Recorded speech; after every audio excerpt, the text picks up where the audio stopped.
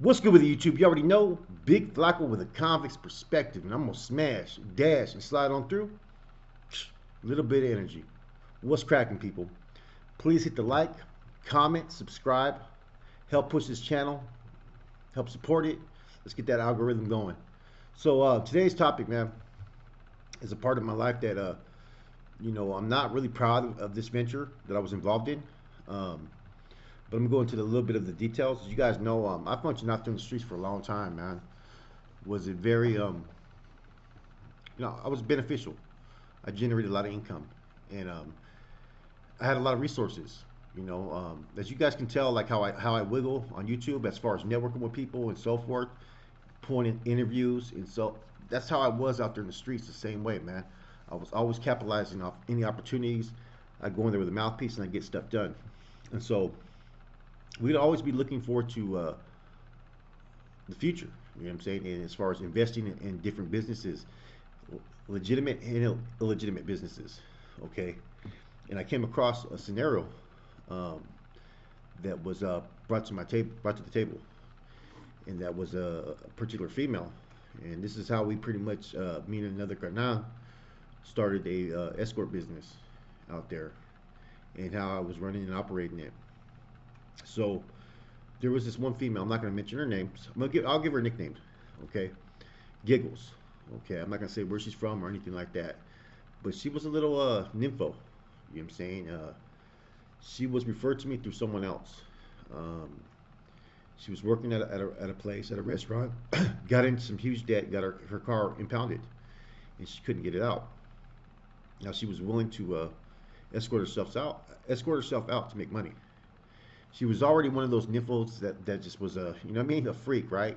That it didn't bother her.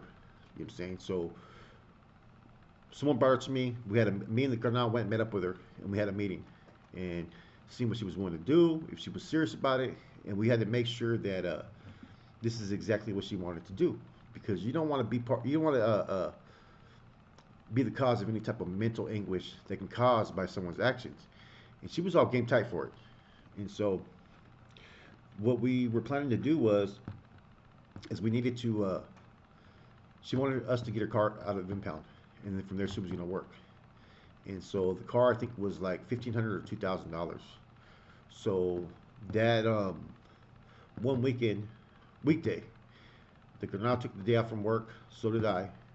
He came. I was living in Pleasanton at the time. Came to my house. We left his car there. I drove. We went and picked her up. Um, and went and got her car out. It ended up being more money than what she told us. Luckily, we had more money on us, so we put forth the money.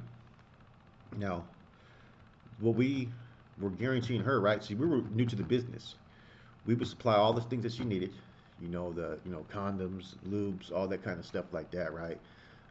Toys or anything like that, um, clothes, lingerie, whatever. In addition to that, for the beginning stages, we wanted basically 100% of what was coming in until the car was paid off, until everything. After that, I think it was we were going to give her. I think it was either a, I think it was a 50. We got 60, she got 40. You know what I'm saying? Because afterwards we did the operations a little bit different. We were the ones that I started learning a little bit about the back pages and Craigslist and so forth. Putting coded messages, in calls, out calls, and so when I get off work, I would start posting, um, make her available, and then I'd give the rights. I'd be the security, and there were certain things that in how we used to do this business. I wanted to get my hands on in the business first before I ended up giving it to some youngster to run for me. So I would take care of these things, take her all throughout. And we used to focus on the areas like Danville, Dublin, Pleasanton. You know what I'm saying? All in that area because they're all rich with money. And we came across some interesting scenarios, man. One was a cop one time. You know what I'm saying? But she was doing it, and me personally, because of the person I am, I would still kick her a little bit of money on the side. You know what I'm saying? I just wouldn't really report it because I felt like she needed to have a little something. And that's how the business was going. And we ended up getting another girl, you know what I'm saying, that was referred the same way. And I ended up getting a driver. And I started having someone that would do the driving, do the security. and that's what they would do.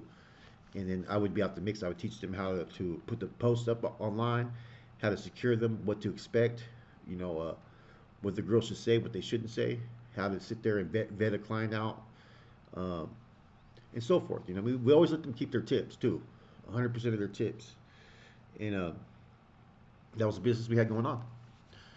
You know, we didn't put no name to it because we were basically trying. It was basically an illegal business that we were running. You know what I'm saying? But it was kind of lucrative for a minute, man. You know what I'm saying? On top of the dope game, you know what I'm saying, that we were running at the time, pushing work.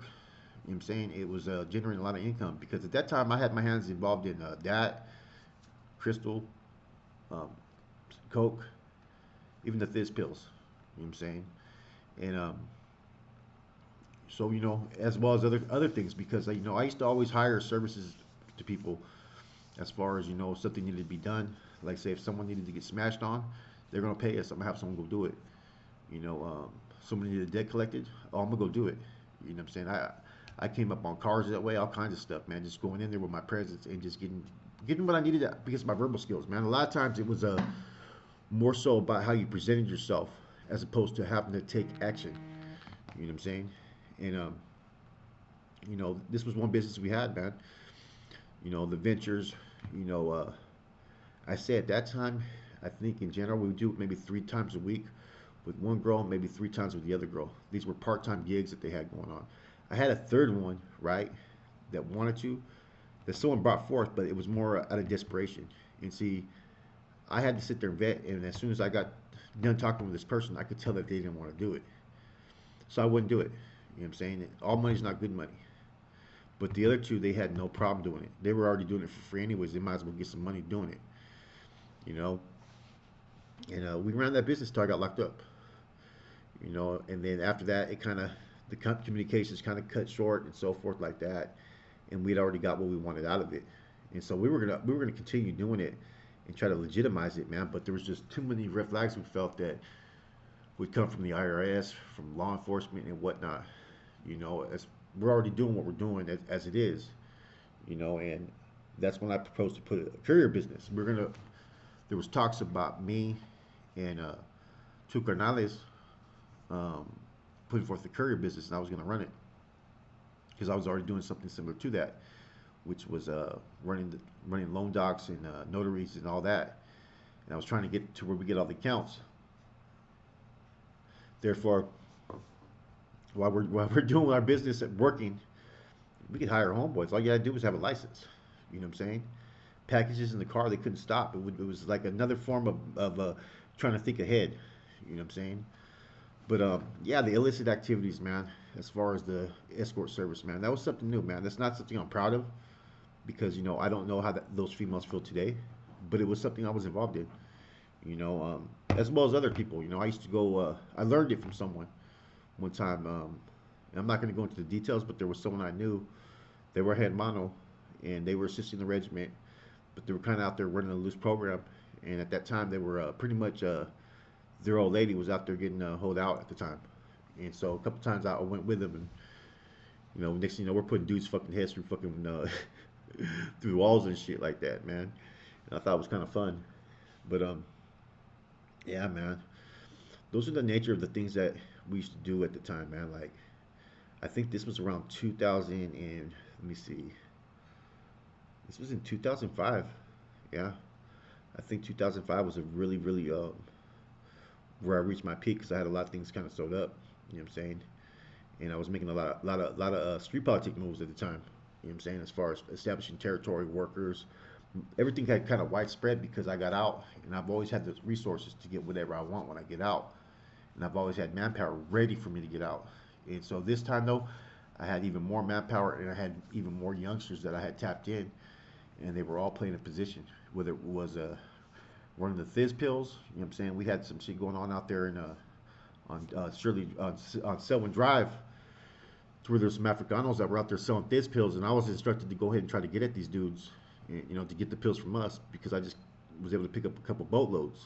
And what ended up happening, something happened with one of the youngsters, man. I think it was youngster Charcoal, and so me and the homeboy fucking we went over there to Selwyn Drive, and there was this big dude named Big John, Africano from Oakland and shit. And so I start checking the dude, and we have the youngster that allegedly got jumped by these dudes. And I tell the other youngster, I said, handle that shit. And fucking the youngster, he's tall, skinny, just put hands on him. It was me and Ozin and his brother, and the little youngster. Me and Ozin just sat there like, handle your shit. Like we're like the older one boys. Pop, pop. Homeboy just sucked him up, and this dude didn't do nothing. And then I turned around and reported. I was like, yeah, we had to sock up this Africano and tell him to fucking get off the block. And I didn't get yelled at, but I was like, man, we told you to do this and do that. I said, well, nah, man, I'm gonna do it the way I want to do it, man. Fuck these dudes. That's the kind of things we were doing. And I'd have a safe spot over here, runners, and it was kind of cool that the way I had everything going, that I had these young, eager soldiers that wanted to put forth work, and I actually had a protege at that time that I was teaching. You know what I'm saying? Because I seen he had intelligence, and he would listen, and he'd follow instructions. If I said something, it was gonna go. You know what I'm saying? And I had everybody involved, and I had assistants on this side, that side, and then I was plugged into certain hoods in San Jose. So whenever there were certain issues that had to happen out here, I would call the homeboy from San Jose. One of the homeboys was from Meadow Fair. Then I had the homeboy from Sunnyvale. Then I had the homeboy from BRS. So I was plugged in everywhere with all these different homeboys that were working with me, and I would make them useful in different ways. Like there were some homeboys I knew that they couldn't sell dope, so I'd line up a lick. You know what I'm saying? I sent some homeboys in. I think it was around Halloween, around this time, man, where they went into some fucking house. And long story short, man, no one was supposed to be there. Not only was there a dog in there, the mom was still there. You know what I'm saying? And it was because they came from fucking up north to sell weed. And we weren't letting that shit happen. I said, fucking go ahead, let's get this shit. And see, we used to have people that were working with us that were other races that we were fucking breaking them off dope or money to go into certain locations and bring back information to us. And that was one of the places that we had. It was some dudes out there up in Humboldt County that were bringing tons of weed, man. And like, if you're not kicking in and contributing, then we're gonna try to take you for your shit. And so next thing you know, that went down. And yeah, there's a lot of things going down, And I think this was at the time where, instead of me being involved in involved in doing these licks, like kicking in these doors, laying these people down, I was sending people to do it now. You know what I'm saying? Not that I wasn't capable of doing it, but there was a lot more at risk that needed to be done. I had to generate a certain amount of money at that time. You know what I'm saying? That at minimum, which I think was about $1,500 at least, minimum. I had different monthlies that were coming in from different people as well. So, I had everything where I established, one particular individual I was recruiting as a bro, and I told him that he needed to find two people under him, and they all had to kick in. And it was if you weren't selling dope, it was 150. If you were selling dope, it was 200, and you had to get the dope from me. Those were the regulars that we had. You know what I'm saying?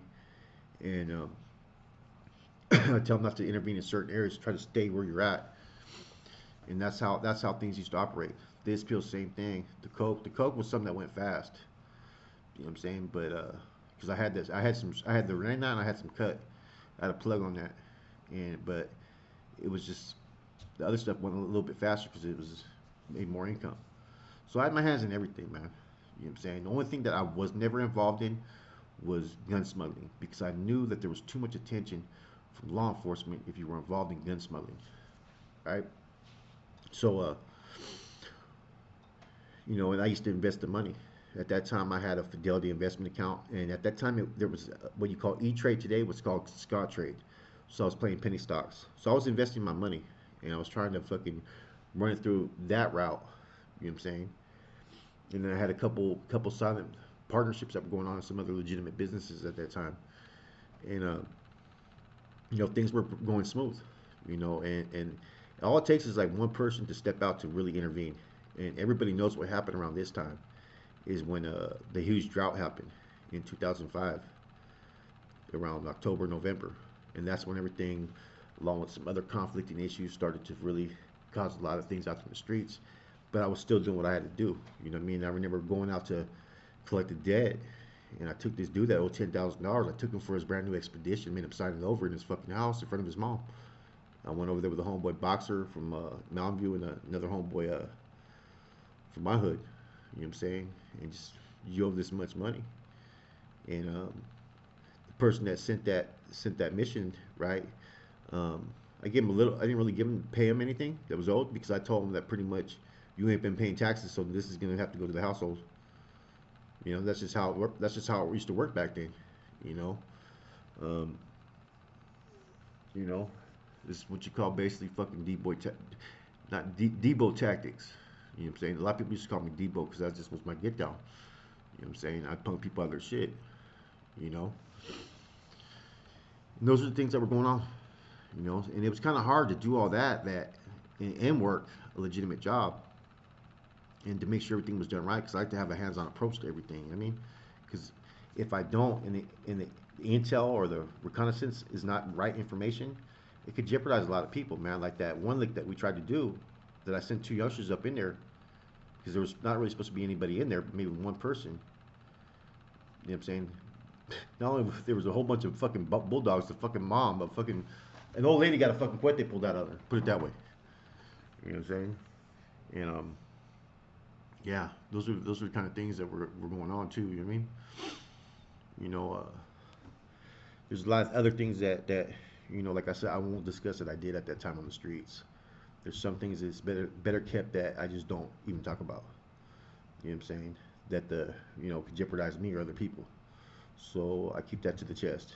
But as far as activities, we had things kind of sewed up pretty good. Safe houses, trap spots, and I would just go up in there and make my appearance sometimes and shoot. Like say if they were slinging at some females pad, you know what I mean, with a trap spot, I'd go up in there and give her like $100, $200. Hey, they're gonna be help kicking over here.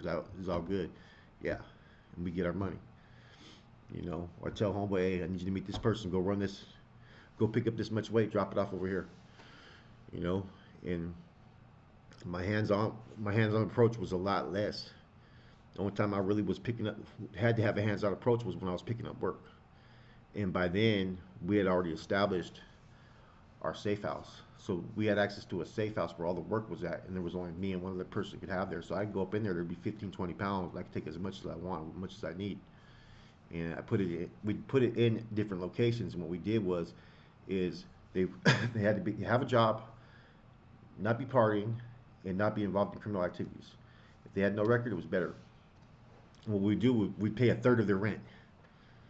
So whatever a third of their rent was, we were paying it. All we needed was access to the house at a certain time. So we'd go there between maybe anytime between 5 to 10 o'clock, we had to have the house available to us, and we had keys. You know, and we had inside there we had a box. You know, a safe, and we all just me and one other person knew the code for it, and we didn't have no issues. And we'd rotate not only the locations of where the safe houses were, but the person we were dealing with. It would never stay in one place for too long, 2, 3 months. You know what I'm saying? Because it was easier for us if we brought in more work. You know what I'm saying? As opposed to just grabbing 2 or 4 here. We go in and just basically pay for like about 5 or 10, and then get another 5 or 10 on consignment like every couple of days. You know, and then the same thing in how we operated was I would find people that were moving to work that were paying for stuff. Like say they were buying an ounce a day. Okay, so what I would do is I'd come in and drop them 4 and say I'll come see you in like 3 days and see where you're at. You know what I'm saying? And as long as the money kept on coming in, you know what I'm saying, it was good. And I had like different plugs coming in from different resources. And like I mentioned before, the biggest mistake I've seen with a lot of dudes that were getting out, they had the resources but just couldn't make the money at times, was that they didn't allow their workers to make money. You know what I'm saying? So if I'm picking up about at least minimum probably about 160 ounces a week, between 80 to 160 a week, sometimes more. But my range was between 5 to 10. If I'm bringing in 160 zips, right? If I make fucking $50 each zip, that's 8,000 a week. Even if we have a couple setbacks, I'm still gonna make about anywhere from 4 to 6,000 that week. If it's only 80 zips, you know what I'm saying? I'm making 4,000 a week, which at that time was pretty decent money. If we even have a couple setbacks, I'm still coming up. I'm still making 32, 28 because that was just off the crystal. The field spins was a little bit different too. You know what I'm saying? And so I made sure like I wasn't really one of those ones that was trying to be greedy. You know what I'm saying? We're doing this. If I have all my hands in this, everybody can win. Let me give everybody an opportunity. And that's how I would establish things. I cut a lot of people off out there that were selling dope. You know what I'm saying? Like two or three people that were out there that had the good quality dope, which I did, but they couldn't do what I could do because I was getting cheaper than anybody pretty much out there. That I'd be able to give them a deal in front of it because I wasn't worried about it because I got about 160, and so I had more dope always coming in, and I'd have different things going on, you know, and that's how the activities were going. You know what I'm saying? Those were some of the stuff that was involved. Like I functioned during different time eras, man. Like I said, I functioned when I was out there in 2001.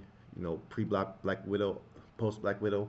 I functioned out there again when I was under Salas, which we were trying to get shit together. You know what I'm saying? We were doing pretty good, but there was a lot of hate. This was the only time I didn't really experience any hate unless my activities were going into San Jose, because there was a couple things that happened that there was a couple people that just got out that it wasn't me intentionally trying to step on toes, but people went my route. There was a couple things that they couldn't get taken care of that I took care of. You know what I'm saying? I remember they were trying to tax this one dude, and it was all bullshit why they were trying to tax him. The dude knew me. I fixed the issue within fucking one day when you had about 3 or 4 dudes that were trying to get at him for fucking 2 weeks. You know? And that's the type of credibility that sometimes you have when you treat people right, man. And you know, when you got to have foresight, and it's like I said, man, and I took a lot of those lessons that could be applied to life and anything. What it is play your position. Don't seek to overstep your position if you're not ready for it. Don't look for that instant gratification of recognition that you seek. Play your position, and when the opportunity presents itself, capitalize off it. You know what I'm saying? And pay your debts. Prioritize your debts. Don't put yourself in a situation where you go in debt. That's why I never ever owed anything.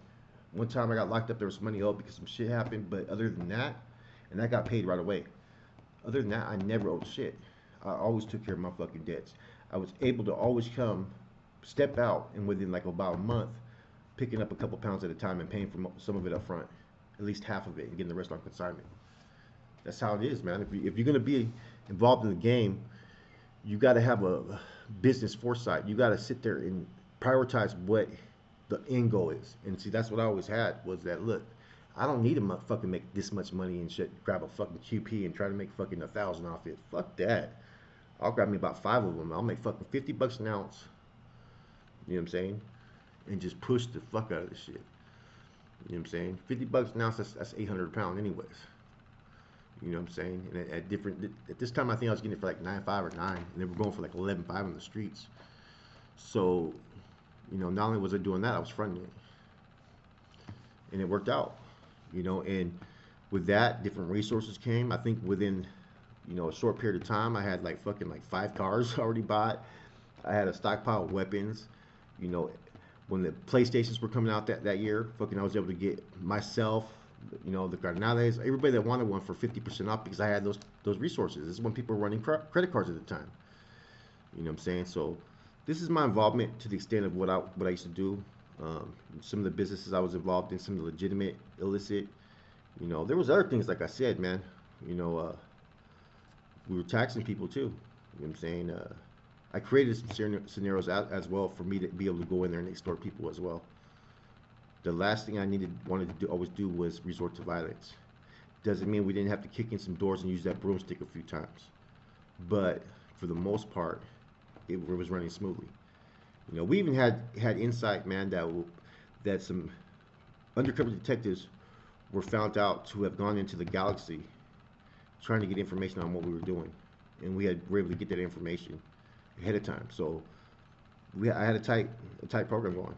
It wasn't until other bullshit started to happen and the politicking happened later on, and that the drought happened, all that shit, that it started to, get a little blurry. It started to get a little tensed, we can say. And we all know how that story ended. Anyways, this is Flacco, Convict's Perspective. this is just a little story from me about some of the things I used to do, and I'll probably discuss some more stories, man. Like I said, there was a lot of shit going on. Like I said the other night in a live, there was a time when we were trying to establish resources. I ran up on someone with a cuete in broad daylight out there in Sunnyvale, and they had their fucking kids in the car, and I had to fucking freeze back because I seen the kid, and I was like, fuck, you know. Um, there's a whole lot of shit we're doing, man. You know what I'm saying? And anyways, you guys have a good positive day. Let's get past all this YouTube drama shit, man. And people are always gonna have their opinions of things, man. But don't let the smooth taste fool you. There's always more to every story that meets the eyes.